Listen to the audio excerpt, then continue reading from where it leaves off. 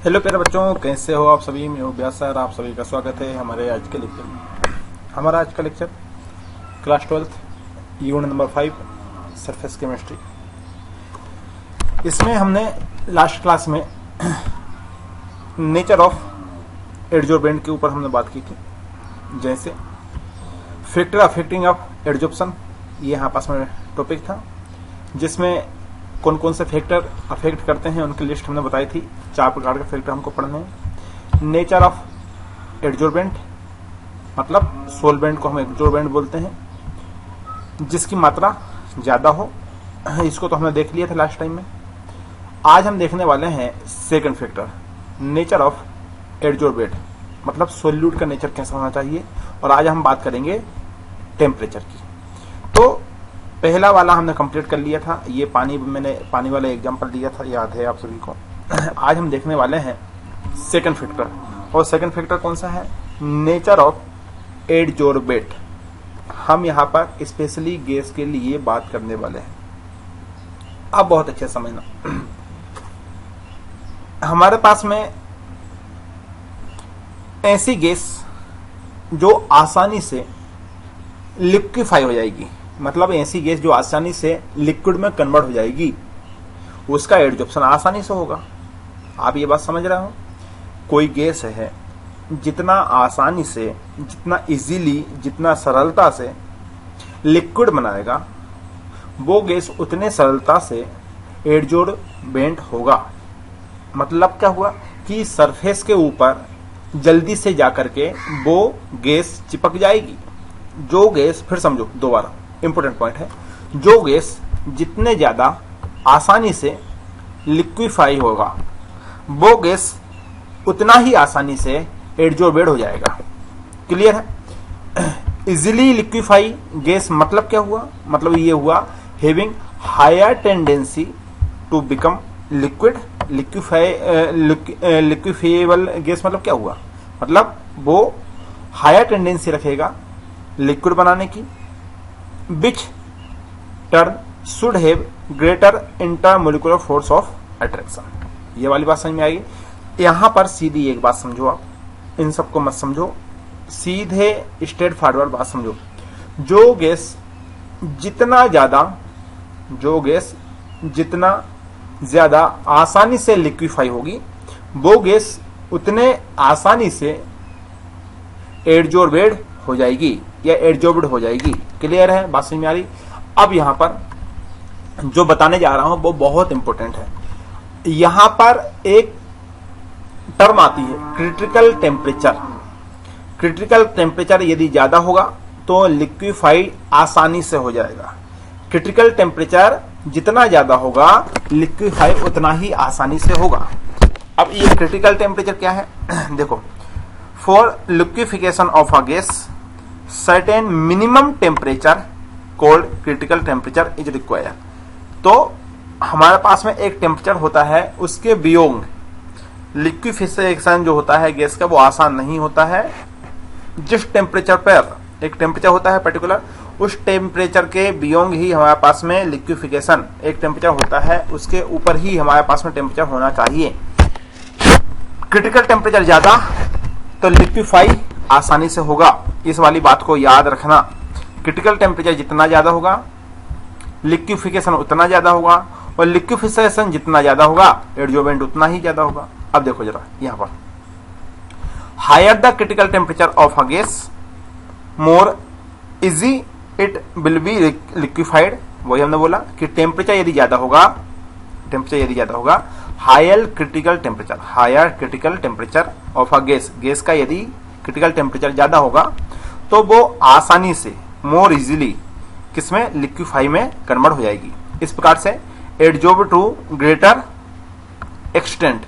बात समझ में आ रही है। अब यहां पर देखो, मैं कुछ एग्जांपल के थ्रू आपको समझाने की कोशिश करता हूं कि मैं कहना क्या चाहता हूं। जैसे given below, this is list of critical temperature of a gas and volume एडजॉर्ब्ड।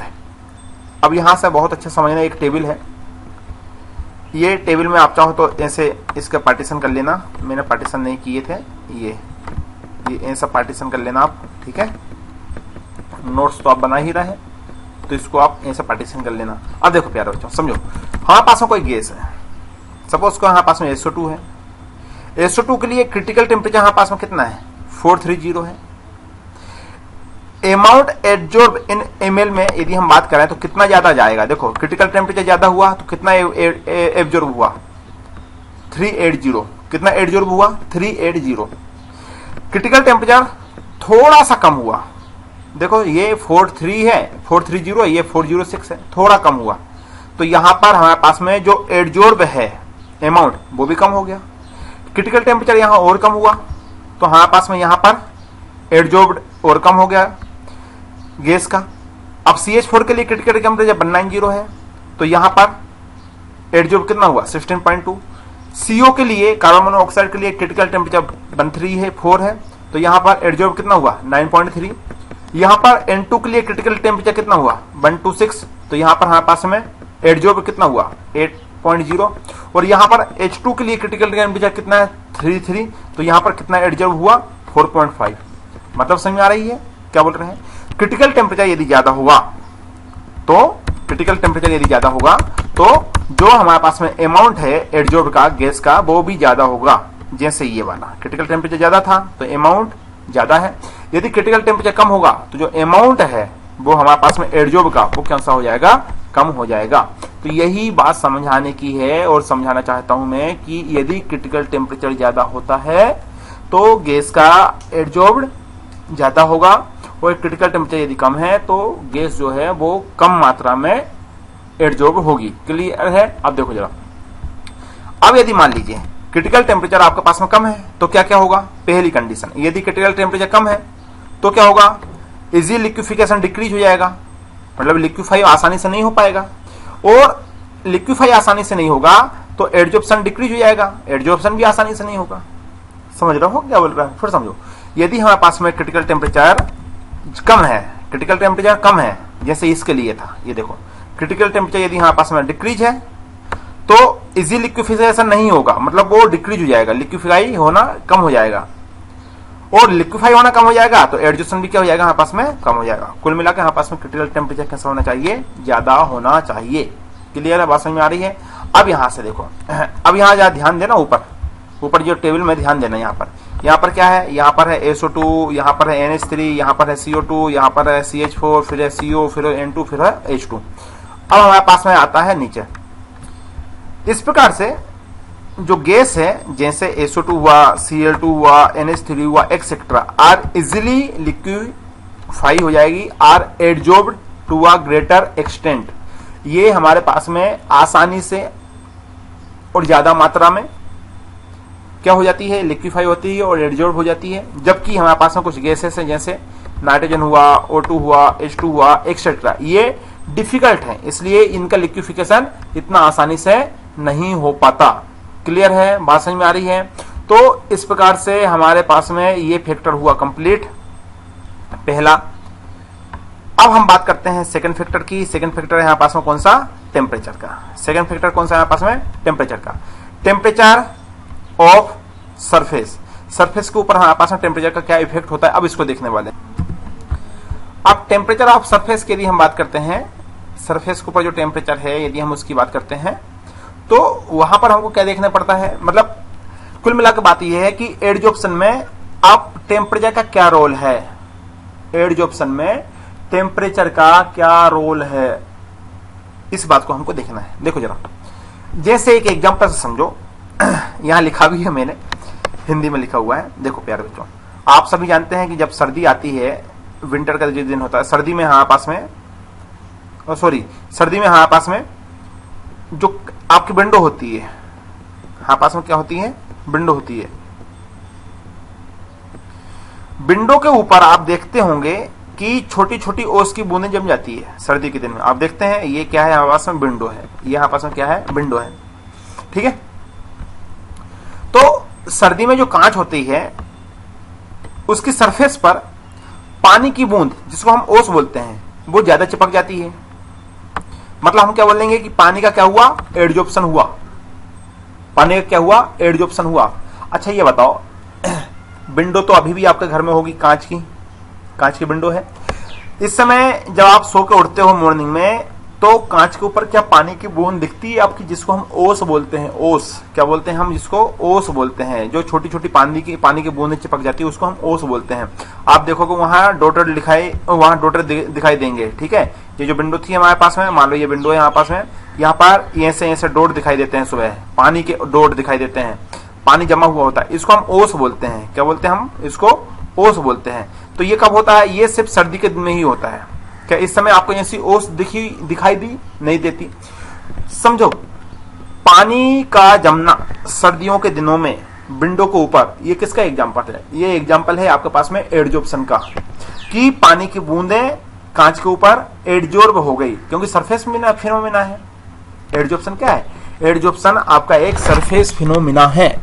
Adsorption आपका क्या है, एक सरफेस फिनोमिना है।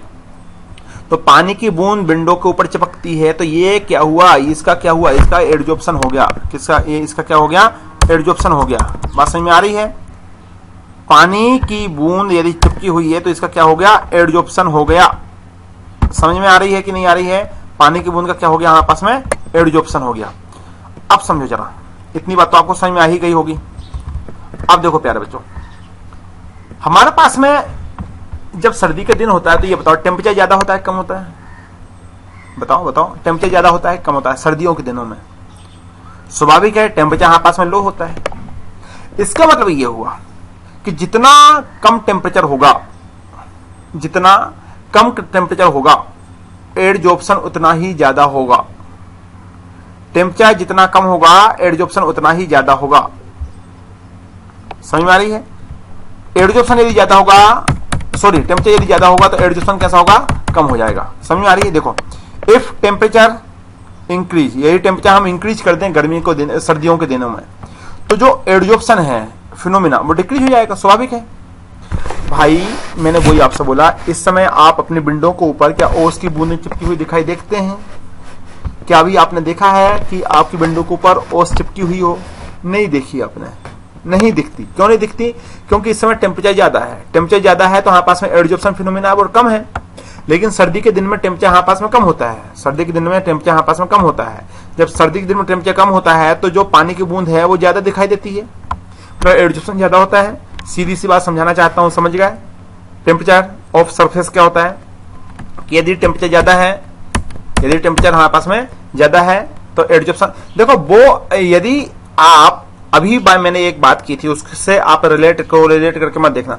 वो क्रिटिकल टेम्परेचर की बात हो रही थी। किसकी बात हो रही थी? वो क्रिटिकल टेम्परेचर की बात हो रही थी। ये टेम्परेचर है, ये नॉर्मल टेम्परेचर की बात हो रही है। वो क्रिटिकल टेम्परेचर की बात हो रही थी, ठीक है। ये टेम्परेचर की बात हो रही है। अब यहां पर अब देखो, हमारे पास में दो बातें आती है, मैंने आपको पहले ही बताया था। एक होता है यहाँ पास में एडजॉर्प्शन और एक होता है यहाँ पास में डिजॉर्प्शन। एडजॉर्प्शन मतलब समझते हो, मैंने आपको बताया था एडजॉर्प्शन मतलब क्या होता है, आप सभी को मालूम होगा। एडजॉर्प्शन मतलब क्या होता है, जैसे आपस में कोई सरफेस है, मान लो यही सरफेस है यहाँ पास में, ये यहाँ पास में सरफेस है, ये है सरफेस। इस सरफेस के ऊपर छोटी छोटी बूंदों का चिपकना, ये छोटी छोटी बूंदें चिपक जाती है, ये छोटी छोटी बूंदें आती है सरफेस के ऊपर, छोटी छोटी बूंद चिपकती है।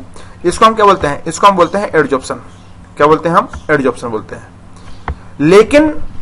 लेकिन अब किसी प्रोसेस के द्वारा हम ये बूंद को क्या कर दें, अलग कर दें। ये बूंद थी, यहां से अलग कर दी, अलग कर दी, अलग कर दी, अलग कर दी, अलग कर दी, अलग कर दी, अलग कर दी। मतलब यहां जो पानी की बूंद या गैस की बूंद हमने चिपकाई थी उसको अलग कर दिया, उसको हम क्या बोलते हैं? डिजॉर्प्शन बोलते हैं। पानी की बूंद को क्या करना, अलग कर। जो एडजॉर्प्शन की प्रोसेस है उसको अलग कर दिया, जो चिपका हुआ था उसको हमने रिमूव कर दिया, तो उसको बोलते हैं डिजॉर्प्शन। क्या बोलते हैं? डिजॉर्प्शन। अब जरा समझो, यदि आपको एडजॉर्प्शन से डिजॉर्प्शन की ओर जाना है, एडजॉर्प्शन से डिजॉर्प्शन की ओर जाना है, तो डेल एच की वैल्यू क्या होगी? पॉजिटिव होगी। मतलब एडजॉर्प्शन से डिजॉर्प्शन जाने समय हमारे पास में जो प्रोसेस होती है वो एंडोथर्मिक होती है। लेकिन यदि डिजॉर्प्शन से हमको एडजॉर्प्शन की तरफ जाना है, डिजॉर्प्शन से हमको एडजॉर्प्शन की तरफ जाना है, तो हमारे पास में डेल एच की वैल्यू कैसे होगी? नेगेटिव होगी। मतलब ये हुआ कि हमारे पास में डिजॉर्प्शन से एडजॉर्प्शन की जाते समय जो प्रोसेस होती है वो एक्सोथर्मिक होती है। कौन सी होती है? एक्सोथर्मिक प्रोसेस होती है। क्लियर है? बात समझ में आ रही है? तो इस प्रकार से हमारे पास में यदि हम बात करते हैं डिजॉर्प्शन फिनोमिना मींस, यदि कोई ने बोला डिजॉर्प्शन फिनोमिना मींस मतलब endothermic. Desorption phenomena means endothermic और adsorption phenomena means exothermic. Clear है बात क्लियर है। डिजॉर्प्शन फिनोमिना मींस एंडोथर्मिक और adsorption phenomena means exo. Desorption endo, adsorption exo. Clear है, आगे बढ़े। अब देखो जरा, adsorption is an exothermic process according to Le-Chatelet principles. It is favored at low temperature. Temperature कैसा है? Low temperature. अब देखो, consider a graph of volume of N2 gas adsorbed versus pressure. देखो प्यारे बच्चों, अब हम यहां पर एक ग्राफ आपको समझा रहे हैं, समझने की कोशिश करना। क्या लिखा हुआ है उसको मैं बाद में समझाऊंगा, पहले हम एक ग्राफ बता रहे हैं। प्रेशर वर्सेस नाइट्रोजन गैस हम ले रहे हैं। अब ये नाइट्रोजन गैस का वॉल्यूम है। नाइट्रोजन गैस हमने यहां पर हमने देखो एक ग्राफ बनाया है। इस प्रकार से ग्राफ की हेल्प से मैं आपको समझाने की कोशिश करूंगा, बुक में भी आपका है। यहां पर इस वाली प्रोसेस को हम जीरो मानते हैं, तो आप सभी मालूम है ये जीरो होता है, आपस में जीरो होता है। अब यहां समझने की कोशिश करना हम बात क्या कर रहे हैं।